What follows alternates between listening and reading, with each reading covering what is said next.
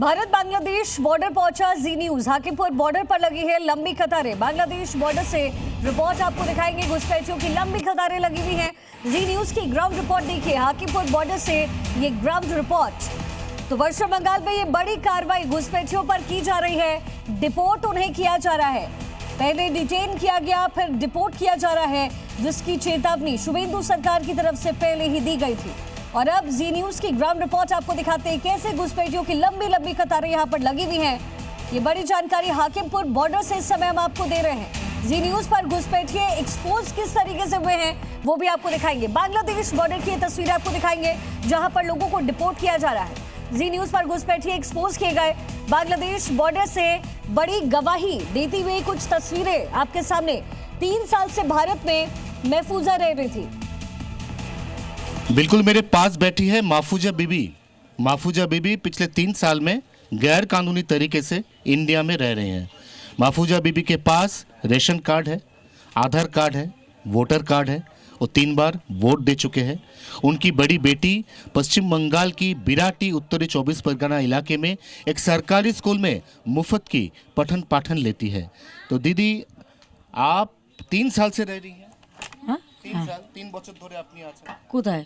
পশ্চিমবঙ্গে, ভারতবর্ষে নাকি তার থেকেও বেশি আছেন? অনেক বছর থাকে। अनेक বছর, काफी साल से आप रह रही हैं। क्या क्या है आपके पास? Aadhaar card, Aadhaar card, PAN card, ration card, PAN card, ration card, I card ছিল। Voter card. हाँ। आपकी बड़ी बेटी अपना बड़ों में सरकारी स्कूले पढ़े। হ্যাঁ হ্যাঁ। किसने कर दिया आपको ये सब कार्ड? কে বানিয়ে দিল আপনাকে এই সব কার্ড? আমাকে বানিয়ে দিছে, বলতাম সবাইকে, ধরো পার্টি যারা। কোন পার্টি? কোন সা পার্টি? এখন তো মমতা ছিল ममता তখন। दीदी की पार्टी तृणमूल कांग्रेस। হ্যাঁ তখন एक बार বলতাম। सोचिए, एक बार सोचिए, उत्तरी 24 परगना बिराटी इलाका, तृणमूल कांग्रेस की एक नेता माफूजा बीबी जो कि बांग्लादेशी नागरिक है, इंडिया में उसका सिटीजनशिप है नहीं, लेकिन सिटीजनशिप दिलवाने के लिए जी तोड़ कोशिश किया।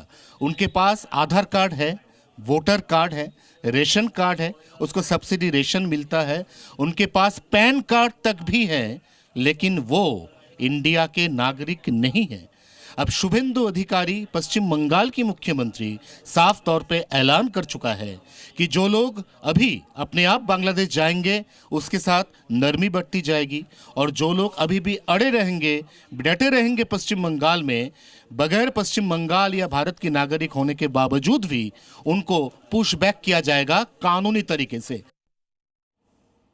मेरे आसपास अब जितने भी लोगों को देख रहे हैं, पुरुष हो या महिला, ये सभी गैर कानूनी तरीके से इंडिया पे रह चुका है या रह रहा था। अब इसको बांग्लादेश जाना है। 2025 साल की नवंबर या दिसंबर के महीने में स्वरूप नगर उत्तरी 24 परगना की हाकिमपुर चेक पोस्ट में जिस तरह का छवि सामने आया था, बिल्कुल उसी तरह का छवि इस बार भी रिपीट हो रहा है, क्योंकि पश्चिम बंगाल की मुख्यमंत्री शुभेंदु अधिकारी साफ तौर पर ऐलान कर चुके हैं कि होल्डिंग एरिया या होल्डिंग हाउस बन चुका है। जिनको अभी अपनी मर्जी से बांग्लादेश जाना है वो चले जाए।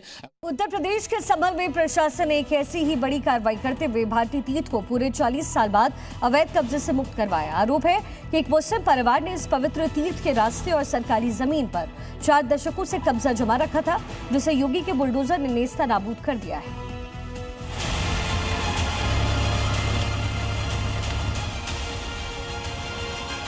ये तस्वीरें गवाह हैं उत्तर प्रदेश में भूमाफियाओं और अवैध कब्जाधारियों के दिन अब लग चुके हैं। मामला संभल के कमालपुर सराय का है, जहां योगी फोर्स ने वो कर दिखाया जो पिछले 40 साल में नहीं हुआ था।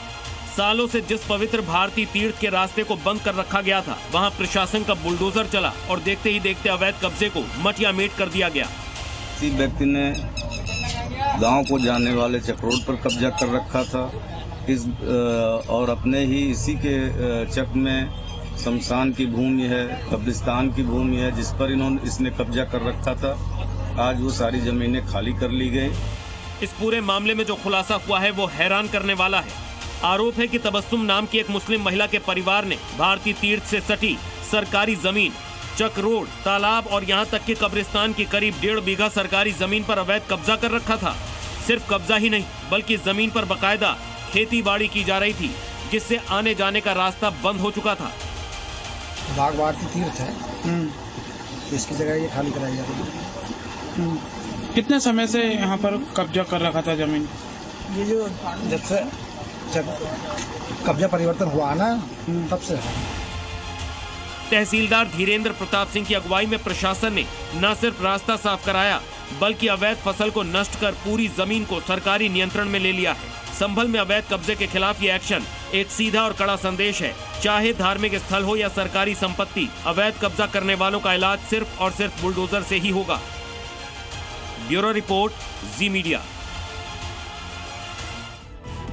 और अब आपको 6 तस्वीरें दिखाएंगे उत्तराखंड से हिमाचल तक जंगलों में कैसे भीषण आग लगी हुई है।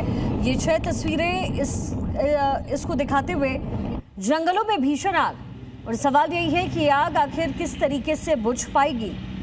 जंगलों में भीषण आग लगी हुई है, आग का तांडव नजर आ रहा है। उत्तराखंड और हिमाचल के जंगलों से ये तस्वीर जहां पर भीषण आग लगी हुई है।